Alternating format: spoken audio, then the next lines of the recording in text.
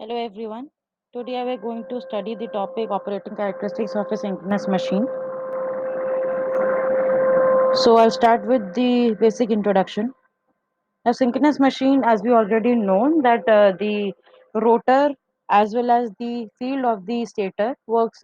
They both are running at the same speed, which is known as the synchronous speed. And there is no concept of slip in this kind of a machine as that in the induction machine. In case of an induction machine, there is a concept of slip which comes from the difference in the speed of the rotating magnetic field which is produced by the stator and the speed of the rotor. So there is no such concept in case of the synchronous machine here.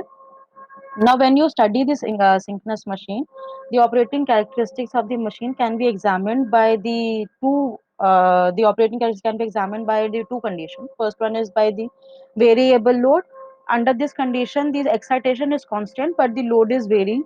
And in the second condition, when of the variable excitation, where the excitation is variable, but the load is constant. So under this condition, by studying in studying this kind of characteristics, we are assuming that the armature resistance effect on the performance of the system is negligible, or also we can say that the armature reaction effect on the performance of the synchronous machine is negligible. By the armature resistance, we mean that the armature reaction effect on the machine is not considered here, or it is considered to be negligible. Now we know that any machine works under two modes. First one is the generating mode, and the second is the motoring mode. In the generating mode, the input is the mechanical input. This is the mechanical input, and the output that is obtained is the electrical output. Whereas in the motoring mode, the mechanical input is provided and electrical output is obtained. Now the if you can see power angle characteristics, the first kind of characteristics that we are studying here is the power angle characteristics, and the second curve that we'll be studying here is your V curve. So V curve is basically is coming from the by studying this power angle characteristics only.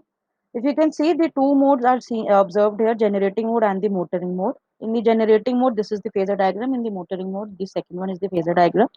We can see that the in the generating mode, there are two EMFs that are shown to us. First one is your EF and second one is your VT, where VT is assumed to be, or VT is considered to be, the voltage of your bus bar. Now bus bar is nothing but it is a metallic strip, conducting metallic strip. Metal means conductor only, so it is a metallic strip which is the midpoint from where the all the input power is coming, and from the bus bar it is distributed further to the different segments, to the different distribution stations distributing loads. So from the bus bar, at the bus bar, the input voltage that you are obtaining is the voltage, some power is given from the input, then it is reaching the bus bar, and the voltage at the bus bar is your ET, and then the EF is there. EF is the excitation EMF of your synchronous generator. So this bus bar and this synchronous generator are connected in such a way. Now they are connected in such a way that the because it is generating mode, the mechanical input would be provided to it. That means your synchronous machine is giving the mechanical input and generating current IA, and it is giving the voltage to the it is giving the certain voltage, it is giving certain power, and the corresponding voltage which is reaching your bus bar is your VT. And from here on, from the bus bar, the input power, the electrical power, would be going to your other side, or to the load side. So here this is your input, and the this is your bus bar, and whatever comes to the left of your bus bar would be your loads. Similarly, in case of your motoring mode, some electrical input is given from the left side of your bus bar, that is nothing but your any substation, any um, power station. So from there, the voltage is reaching, the power is reaching your bus bar, and the voltage at your bus bar is VT. From the bus bar, the electrical power is provided. The electrical power is provided to your synchronous motor, and from there, the electrical input to the synchronous motor is then converted into the mechanical output. The current which is provided from the bus bar to the synchronous motor is your IA. Now, if you see, the when we apply KVL in both the conditions, here ET is equals to EF is equals to VT plus JIAXS, and here it would be minus JIAXS. So if we try to draw the phasor diagram taking VT as reference, here also VT as reference, VT is reference, JIAXS. Now we can assume that this is the lagging. So IA is lagging Vt by angle phi. So this is the direction of any resistive component, and 90 degrees from this would be any reactive component. So if we extend this reactive component, JIA axis, it would come in such a way. Now when we add this Vt with JIA axis, we are going to add EF. Similarly, if we apply here also, Vt is taken as the reference, IA is the lagging power factor. Here would be the resistive component, this would be the reactive component. So we have to subtract JIA access from your VT. So we have to subtract in such a way that it will come downwards, not upwards. So when we do this, the direction is shown in such a way, but it should be actually in opposite direction because we are doing the subtraction. So whatever is the magnitude, we will be subtracting it from VA. So when whatever, so then the phasor sum of VT and minus JIA axis would give us EF. So this will give us the phasor diagram of your motoring mode. So these are the two methods. These are the two operating conditions of your synchronous machine. Now, if you can see in both the conditions, if we consider in both the conditions, if we are equating your EF sine del component, that means the sine component of EA and sine component of IA excess, if we are comparing or equating both the two, if we observe here, then EF sine del would be equal to, that means the sine component, both the components are going to be equal. So now on equating, we get IA into sine 90 plus phi is equals to cos phi. So IA into cos phi is equals to EF into sine del upon XS, as we can see here. So this is nothing but rearrangement of both the sides of the numerator and denominator. Now in equation 8.41, if we multiply both the sides of equation 8.41, we will get Vt into IA into cos phi, which is nothing but electrical power, which is exchanged with the bus bar. Now this and the right hand side would become V2 into EF upon XS into sine del. So VT into EF upon XS into sine del would be your uh, it would be your power V2 this would be your V square. Now we know that the power loss is equal to V square upon R in case of the DC system. Now because this is AC system and plus it is a synchronous machine, so XS would be a synchronous reactance, and the two voltages would be VT into EF, which is the voltage of the bus bar, and the excitation EMF into sine del, where del is the power angle and which is the value of del is positive. Now as you can see here, del is the it is positive for the case of generating mode and it is negative for the case of motoring mode. The angle between Vt and Ef. Similarly, the angle between Vt and Ef. The angle between them is your del and it is positive for generating mode and this is negative for motoring mode. Now, if you can see here, if you see the angle of del, this PE is maximum when your del is equals to 90 degrees. P is maximum when del is equals to 90 degrees. Now we can say that is equals to 90 degrees. So, sorry. So this is equals to 90 degrees. Now this is negative and this is positive for generating mode. That is, suppose if it is negative, then it will be having maximum value at minus 90 degrees, and if it and this condition is for the motoring mode. If it is plus 90 degrees, it is having PE max in positive. This is your generating mode.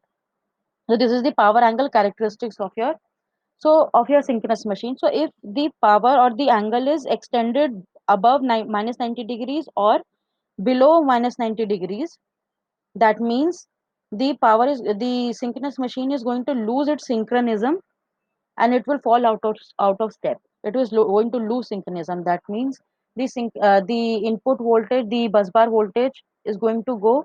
The synchronism means the rotor and the stator rotor speed, the speed of rotation of the rotor, and the EMF and the field of produced by the stator, they both will lose synchronism and the speed will no longer be in synchronization. It will no longer be synchronous speed. So we have already studied this. This kind of this system is called as this point is called as the steady state limit of the machine. Now we will study the operation at the constant load with variable excitation. I have already told you, I discussed already that the machine is operating under two conditions. First is variable load and constant excitation. Second is variable excitation and constant load.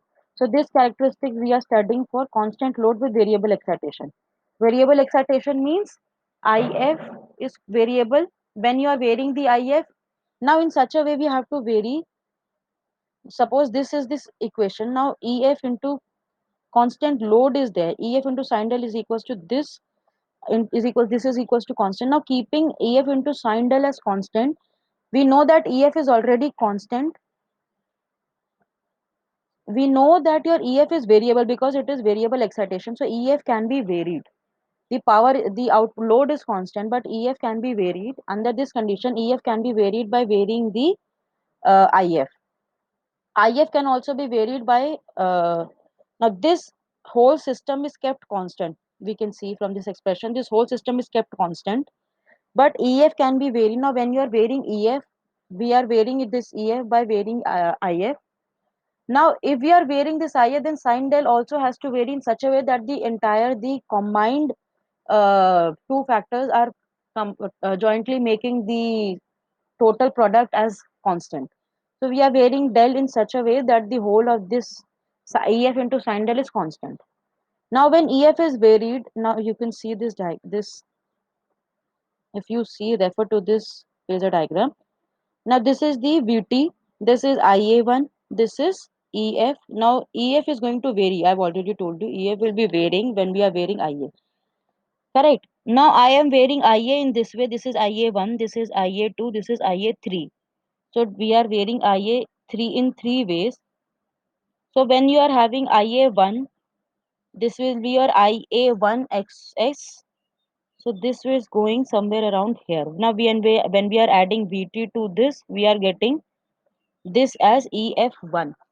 Similarly, IA2 is here, VT is here. We are going to get this plus this. Now IA1, IA2 XS would be in this direction. Now VT plus IA2 X2 is here. So this is going to give the phasor sum EF2. Similarly, when your IA3 is here, the 90 degrees apart from this would be your IA3 XS.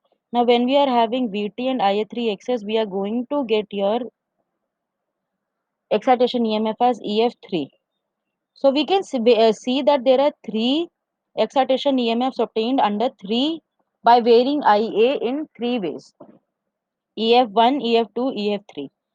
So when we are changing your IA from lagging to leading, the EF1 is varying in such a way that it is going from over excitation state to under excitation state. So we can also say that when the generating machine is working under lagging load, lagging power factor, then it is said to be in the over excitation state.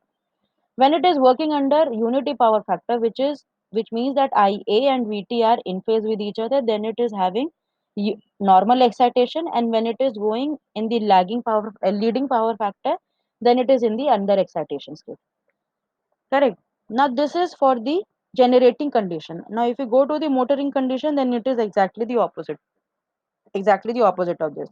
So on concluding, we will say that the machine supplies a lagging power factor current under the overexcitation state already seen, and it supplies the leading power factor current in the under excitation condition.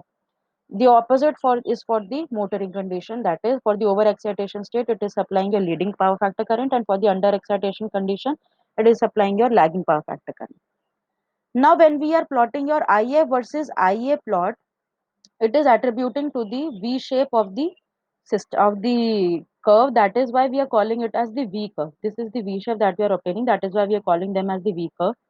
We know that the power is maximum at del is equals to 90 degrees, or EF would be minimum under this condition. Why are we saying that EF is going to be minimum under del is equals to 90 degrees? Suppose del is equals to 90 degrees under this condition. We've already seen in here del is equals to 90 degrees. P is equals to maximum. For this to be maximum, EF is minimum. Okay.